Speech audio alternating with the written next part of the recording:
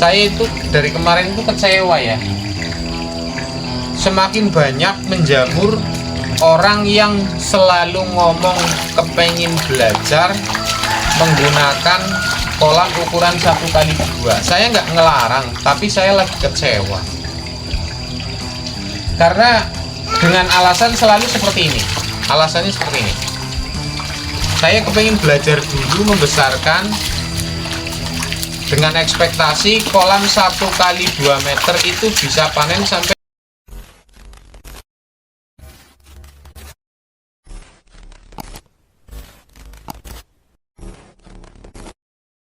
Oke, assalamualaikum warahmatullahi wabarakatuh. Selamat pagi sedulur semua pecinta ikan bunga. Salam klitik-klitik. Ada banyak sekali pertanyaan yang saya terima, baik itu dari komen, dari WA, dari direct message atau DM. Pertanyaannya macam-macam pertanyaannya. Bukan saya nggak seneng ditanya, malah justru sekarang saya seneng kalau dapat pertanyaan.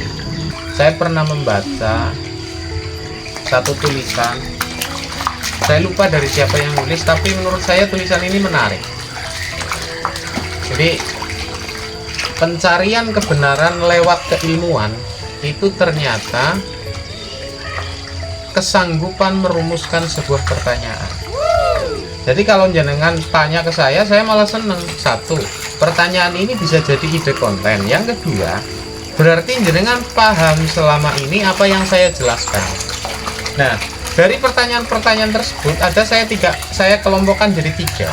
Yang pertama, pertanyaan biasanya untuk pemula bunyinya seperti ini: Mas, ikan saya kok sering pada mati. Mas, ikan saya sering kena jamur, gimana solusinya? Mas, ikan saya pakannya kalau 1000 berapa? Kalau sampai panen berapa? Itu pertanyaan pemula. Nah, terus pertanyaan untuk para pemain yang disebut pemain itu biasanya gini: Mas bro, harga ikan kok segini-gini aja ya, nggak naik-naik, sedangkan harga pakan kok tambah naik.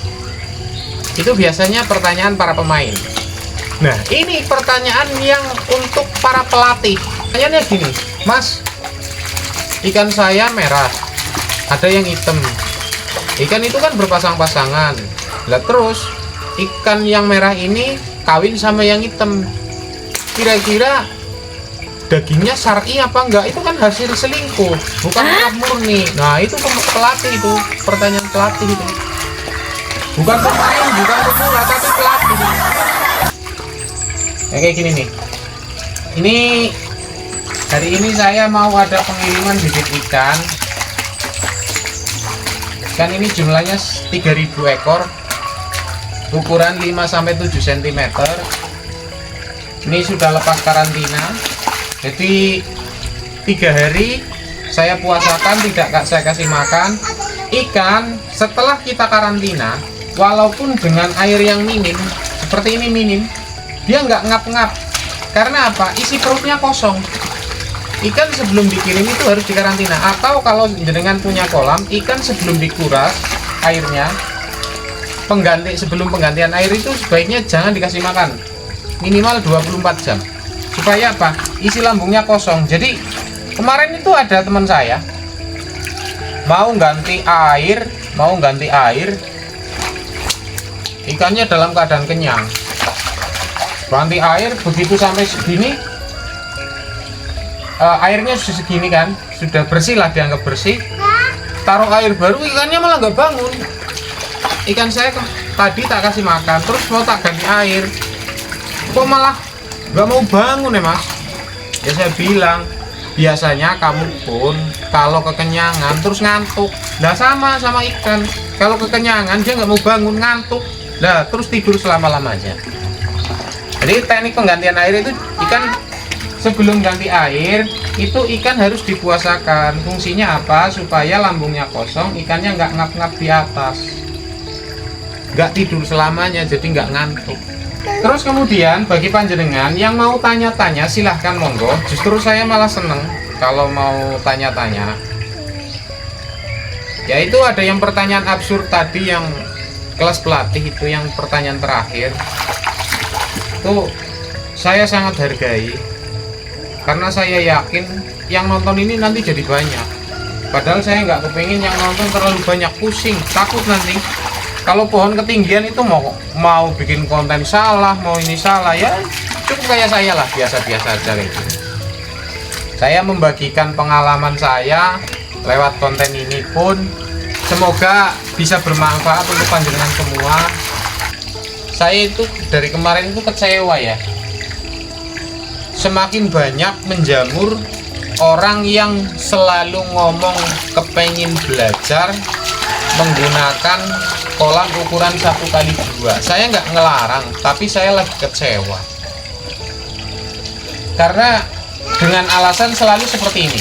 Alasannya seperti ini: saya kepengen belajar dulu membesarkan dengan ekspektasi kolam 1x2 meter itu bisa panen sampai 50 kilo. Itu bagi saya mustahil, bagi saya, karena saya pernah nyoba berpuluh-puluh kali, always gagal.